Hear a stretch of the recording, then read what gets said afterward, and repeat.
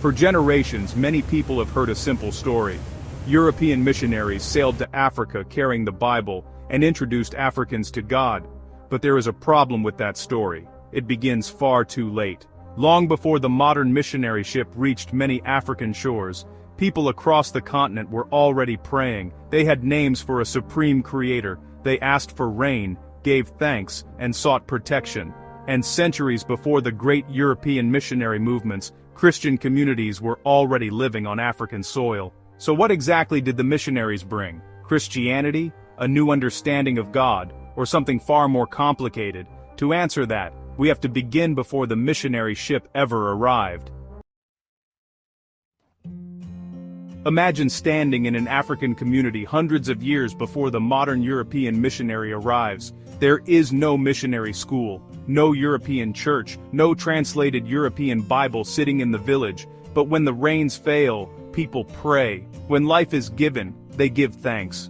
When danger comes, they call upon a power greater than themselves. So who are they speaking to? And what did they understand about the Creator before the missionary ship appeared on the horizon? When we look at African religious traditions, the answer becomes more interesting. Among the Gikuyu of Kenya, we find Ngai. Among the Maasai, Enkai, or Ngai. Among Luo communities, Nyasaye. Travel west and other traditions give us other names. Nyame among the Akan, Olodumare in Yoruba tradition, and Chukwu, or Chineke among the Igbo. These traditions were not identical. Their beliefs, practices, and understandings of the spiritual world could differ greatly. But one fact matters for our question. The idea of a powerful creator or supreme being did not simply appear when European missionaries arrived. But this is where we have to be careful. Finding African traditions that spoke of a supreme creator does not mean we can simply say they were already worshipping the biblical God under different names. That would make the history too easy. African religious traditions also included different understandings of ancestors, spirits, divinities, and intermediaries. Similarity is not the same as identity, and that distinction will become very important when missionaries eventually arrive. But now another question appears. If African societies already possessed their own religious worlds before modern missionaries arrived, when did Christianity itself first reach Africa? For that answer, we have to travel much farther back than the age of European missions. To understand when Christianity first reached Africa, we have to begin where Christianity itself began, in 1st century Judea, in the life and teachings of Jesus and the movement that followed him. From there, Christianity spread through the ancient Mediterranean world, and very early in that story, it crossed onto African soil. In Egypt, in northeast Africa, the city of Alexandria became one of the great centers of early Christianity. This was not somewhere near Africa, this was Africa. And Egypt was not alone. Farther west, Christian communities flourished across Roman North Africa, African territories that were then part of the Roman Empire. Carthage stood in what is today Tunisia. Hippo Regius stood in what is today Algeria. Farther east, the kingdom of Aksum, in the region of present-day Ethiopia and Eritrea, adopted Christianity in the 4th century, and from the 6th century onward, Christian kingdoms flourished in Nubia, across lands now largely within Sudan and southern Egypt. These were not European Christian communities planted in Africa during the modern colonial age. They belonged to Africa's ancient Christian history. That changes the timeline completely. Christianity in Africa did not begin with the great European missionary movements of the 18th and 19th centuries. In parts of the continent, its history stretched back more than 1,000 years before that missionary age. But now comes an even more surprising question. Were these African Christian communities simply receiving a faith whose important ideas were being shaped somewhere else? Or was something happening in Africa that would eventually influence Christianity far beyond Africa itself? Christianity was established on African soil, but African Christian communities were not simply standing on the sidelines. In Carthage, in present-day Tunisia, Tertullian became one of early Christianity's most important Latin writers, helping develop the language through which Christians in the Latin-speaking world would discuss theology. Meanwhile, in Alexandria, Egypt, Origen became one of early Christianity's great biblical scholars. His enormous hexapla compared versions of the Hebrew scriptures in parallel columns, while his theological writings wrestled with some of Christianity's deepest questions: different cities, different thinkers, different contributions. But notice where this intellectual work was happening: on African soil. And the influence continued.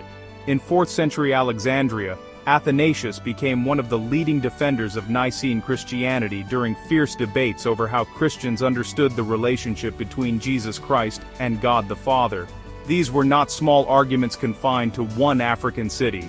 The questions being debated would help shape what mainstream Christianity eventually confessed about the identity of Christ, and Africa's influence was not limited to theological debate. In the deserts of Egypt, traditions associated with figures such as Anthony and Pachomius helped shape forms of Christian monastic life that would influence communities far beyond Africa. Theology, biblical scholarship, Christian spirituality, the picture is becoming much larger. But perhaps one name makes this interconnected history especially difficult to miss. For centuries, the writings of one theologian would profoundly influence Western Christianity, shaping later conversations about grace, sin, human nature, scripture, the church, and Christian life. His influence would stretch through medieval Christianity and continue into the age of the Protestant Reformation. His name was Augustine, but where did Augustine live and serve as a bishop? Hippo Regius, in Roman North Africa, in what is today Algeria. Augustine belonged to the complex Roman North African world of his time, and we should not force modern racial categories onto an ancient person, but geographically and historically, there is no ambiguity. His ministry was rooted in North Africa, so Africa was not merely receiving Christianity. Christians living in Africa were helping shape traditions the wider Christian world would inherit. Christianity did not originate in Africa. Its beginnings lie in 1st century Judea. But by now, something important should be clear. The history was never simply Europe teaching Africa. Ideas, texts, people, and traditions had been moving across this interconnected world for centuries. And that raises one final historical mystery. What happened when European missionaries eventually entered African societies carrying a Christianity that had itself been shaped, in part, by Christians who had lived on African soil centuries earlier? Centuries pass, and eventually we return to the image with which our story began. European missionaries arriving in different parts of Africa carrying the Bible and preaching Christianity. Their influence would become enormous. Missionaries established churches and schools, translated scripture, trained Christian leaders, and helped spread Christianity into communities where it had not previously taken root. But now we can see something the opening picture did not show us. They were not entering an empty religious world. They encountered peoples with languages, traditions, and existing ways of speaking about the Creator and the spiritual world, and that created a question missionaries could not avoid. How do you translate God into a language that already has a word for the Supreme Being? Among the Gikuyu, Ngai was already a name associated with the Supreme Creator. Among Luo communities, Nyasaye already belonged to their religious vocabulary. When Christianity was translated and preached in these languages, missionaries and African Christians did not begin with languages incapable of speaking about God. Existing words could be used, but Christian teaching also brought particular biblical meanings to those words. And this is where the distinction we made earlier becomes important. Using an existing African name for God does not prove that the earlier religious tradition and biblical Christianity were identical. It shows something more interesting. Translation had become an encounter between two worlds of meaning, and now the history begins to form a remarkable circle. Christianity began in 1st century Judea. It spread into Africa during Christianity's earliest centuries. Christians living in places such as Alexandria, Carthage, and Hippo helped shape traditions that would influence Christianity far beyond the continent. Centuries later, European missionaries carried Christianity into other African societies, and encountered peoples whose own languages and religious traditions already contained ways of speaking about a supreme creator. The story was never simply one direction. It moved across peoples, languages, cultures, and centuries. Which brings us back to the question that started this journey. Did Europe bring God to Africa? After everything we have discovered, we can finally answer it. So, did Europe bring God to Africa?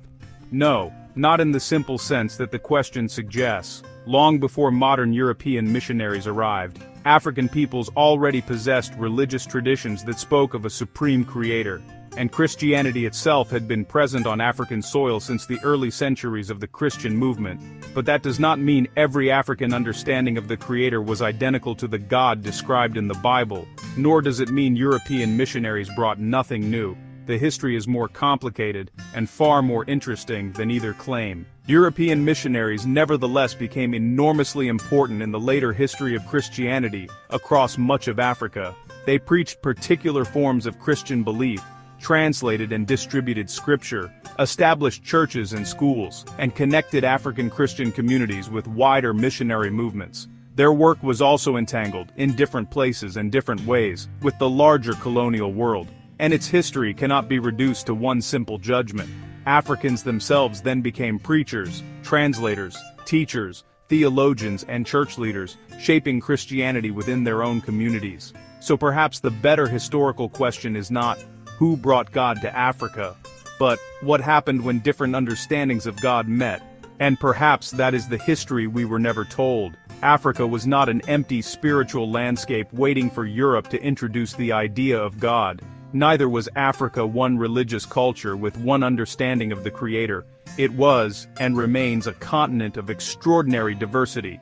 Christianity began in Judea, not Europe and not Africa. But Africa entered the Christian story very early. Alexandria, Carthage, Hippo, Aksum, Nubia. Africans received Christianity, debated it, translated it, lived it, and helped shape parts of the Christian tradition inherited by generations far beyond the continent. Centuries later, European missionaries became another major chapter in that much older story. Not the beginning of Africa's search for God, and not the beginning of Christianity on African soil.